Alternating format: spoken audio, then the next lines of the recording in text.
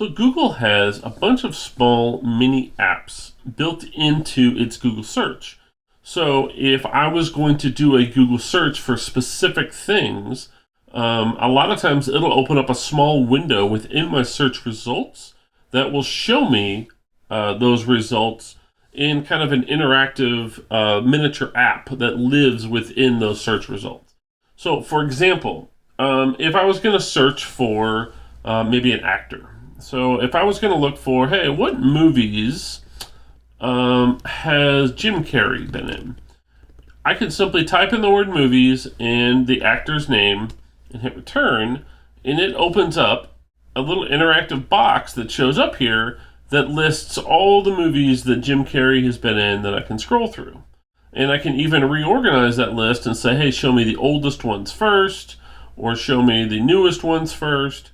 And again, it is a interactive, scrollable view right here within my Google search. And if I clicked on a video or clicked on one of those links, it actually opens up a little side box here where I could access things like the trailer. Here's the IMDb ratings, Rotten Tomato ratings, Metacritic ratings, a summary of it, and it tells you even where you can buy that movie if I wanted to, or watch that movie. So even gives me TV ratings and when that movie might be available on certain channels. So that is a mini app that again lives within the search results when I do a search.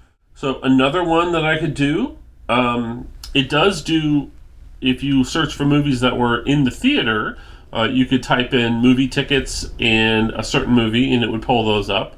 Unfortunately, with the current pandemic, there are no movie theaters in my area open to be able to search for. You've probably heard of the Dead or Alive game, and if you want to search for a person's name, like maybe Burt Reynolds, and look to see is that person alive or dead. If I simply type in the word, it opens up again a little interactive box, and it tells me, unfortunately, Burt Reynolds is no longer with us, and he died of a heart attack. And here's a link to stories, place of death. This is a link to the story that talks about where it went to or what happened. And again, a small little mini interactive box, which is like essentially a small app within my search results. If there were sports teams playing right now, I could search for the name of a team, and it would give me sports scores. You can also search for different statistics. So if I wanted to look up things like Colton Wong average, it will pull up like a little mini baseball card that gives me full stats here that goes through and shows me all their information, that they found. Let's say I wanted to find the population of a city. I could simply just type in the word population, and maybe let's look at Webster Groves. And it will give me even a chart that here is a 30-year range of population of Webster Groves, the city, which is pretty cool. You can also search for elevations to get the same kind of chart and graph. If you want to see what the weather is going to be like today, all I have to do is simply type in the weather, the word weather, and the name of a city or a zip code. So again, I could just simply do weather Webster Groves, and it gives me a little interactive map that shows me, okay, here's the current weather, here is temperature, here's precipitation, here's wind speed, and this particular map is actually coming from weather.com. Sometimes these little mini apps are designed by Google, sometimes they're pulling their data from other sources, but either way, it's a mini app that runs within my results. Now, I can also do full-on calculations. So let's say I was going to type some numbers. So let's do 456 times 34 equals, and hit return. And it gives me not only the answer, but it gives me a full-on scientific calculator here that I can use to do sines and cosines and all kinds of advanced things. I can clear it out and start adding more problems to go along with it. I can also do the same kind of thing with conversions. So I could say, how many cups are in a quart? and it will tell me, and again, gives me a mini interactive app. I can control all kinds of different things. So I can convert Fahrenheit to Celsius. I can convert megabytes into kilobytes. All kinds of different ways that I can adjust. And these things, whatever it is that I choose, I can simply type in or choose what format or what type I want to use, and it will convert that from one directly into the other.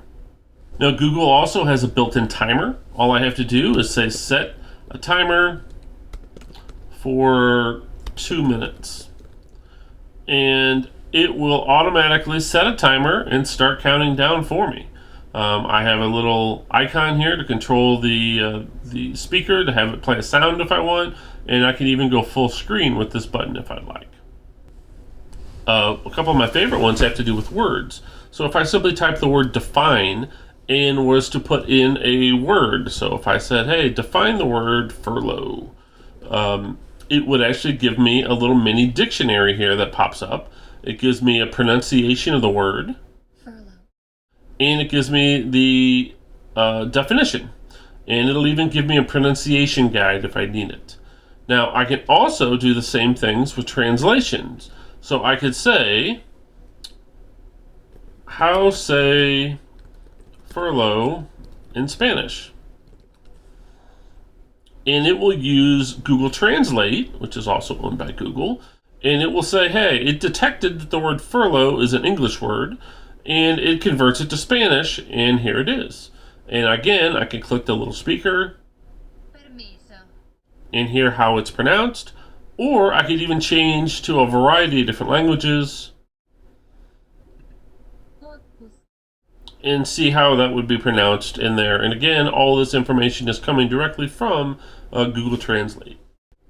Now, another powerful mini app built into my search is the ability to search for diseases and medicines. So if I search for something as simple as Tylenol, it will give me a little box that pops up over here, and it's telling me here's what the drug is, here's how you pronounce it, here is the brands that make it, and here are the side effects, interactions, warnings, and all kinds of medical information that goes along with it. It'll do the same thing for diseases if you need to. You can also search for flights. If I simply type in the word flight and then the flight number, so I'm going to guess a flight here. Here we go. And it looks like this flight was a flight that went from Chicago to Tampa. This flight, unfortunately, was canceled. But if this flight was going to take place, it actually would give you an update, shows you where it's at, shows you whether or not it's on schedule or not. I can also search for package tracking information. If I simply had a package tracking number, I could paste it directly in there. It will automatically say and identify what type of package it is, and allows me to track it, in this case via UPS, because this is a UPS tracking number. Now, if I wanted to try to decide what to get for dinner tonight, I could actually search for the type of food I'm looking for. Maybe I'm looking for some Mexican food, and I'm looking for it in 63074 zip code. It will use Google Maps and will search and find any restaurant that shows up that has been marked as an Mexican restaurant that is near that zip code, and it'll pull up map data for it automatically. I can search even by rating, by price, depending on how expensive it is, and look for hours, ones that are open right now, open later, certain days of the week, and so on. So again, this is interactive. I can choose more places and get a full list of results if I want to. And again, this is all coming from Google Maps and all the data that has been entered in to Google. So those are just some of the examples of little mini apps that run within your search results and some of the powerful tools and how you can use them.